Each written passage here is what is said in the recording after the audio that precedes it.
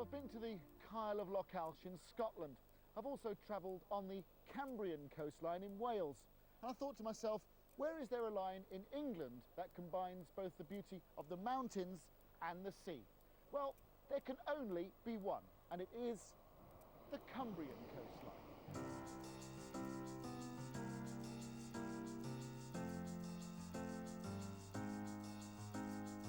Now, if you're going to travel the length and breadth of the Cumbrian coastline, then I must really recommend you either start or finish at Carnforth station. This was used as the location for the film Brief Encounter, starring Celia Johnson and Trevor Howard, with its final goodbye scene underneath the famous clock, which is still there today, restored to its former glory. Between Carnforth and Barrow, the line curves around Morecambe Bay to the Edwardian resort of Grange-over-Sands with its listed railway station. Then over Cartmel Sands, through Ulverston and into Barrow, where I joined Alan Headley, a travel advisor at First North Western and an expert on the line. So Alan, why was the line built in the first place? It was originally built in 1844 in two parts. The Furness Railway got permission to build the original line from Dalton to the south of Barrow up to Kirby to serve the iron ore and slate mines to bring it into the coast of Barrow. Then the Whitehaven Junction Railway came in 1845 to build a line from Whitehaven through to Kirby to serve the local iron ore, minerals and coal mines. The line links most of the rural villages and coastal areas along the coast. Most of all at the moment is leisure use with the year-on-year increase in tourists. Now we've left Barrow. Barrow was a centre for shipbuilding industry. What's its main use now? What happens there now? Unfortunately, like most industries on the Cumbrian coast, it's not as healthy as it used to be 10, 20, 30, up to 40 years ago. Shipbuilding has demised in Barrow to next to nothing. And going on up the coast, the last mine that used to be served by the rail was closed in 1986, which was at Whitehaven. And the steel industry at Workington has also declined to near on nothing. Now we're just coming into Foxfield. Explain what happened at Foxfield. Well, just south of Foxfield, the Whitehaven and Furness Junction Railway were planning to build a bridge across the Duddon Estuary. Because of the cost involved, they decided to build a railway around the estuary, which involved an extra 8.5 mile journey between Barrow and Carlisle. And just one more thing about Foxfield, it's the only pub in the county where they actually make their own independent beer on premises. Yeah, we get a lot travelling to Foxfield. And well, where are they going to Foxfield? And it was only till a short time ago I found out they actually make their own beer on there. So. We'll surely be approaching Ravenglass, Alan. That's famous for its narrow gauge railway, isn't it?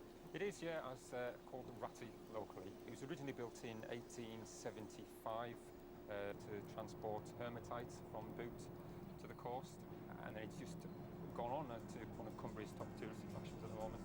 Thank you. You're going all the way to the top, are you?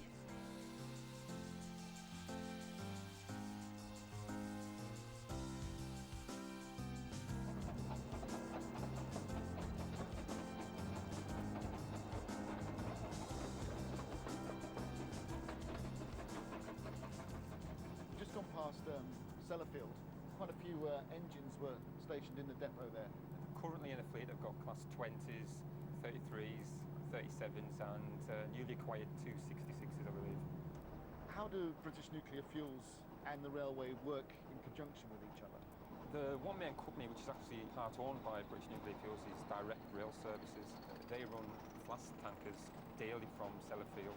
That's the main freight industry at the moment. And then we have the Enterprise train, which runs out of Workington Docks. Oh, so there's still some at Workington as well? There is, yeah.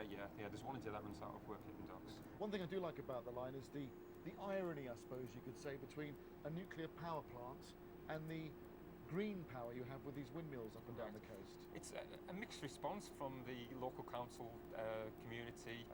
One half wants it, one half doesn't want it. But there's nowhere that it comes to a decision to say, yes, we want it, no, we don't want it. With the infrastructure on the line as well, does the sea do much damage? When you've got a severe storm, does that damage the line? Fortunately, Network Rail have spent quite a lot of money dealing with the sea defences. Last year they spent quite a considerable lot of money to secure the future of the line. And what passenger services run? I mean, we're on a one-car unit at the moment. Right. What other units run? Currently northbound we have 153 units, 156 and the occasional 142s.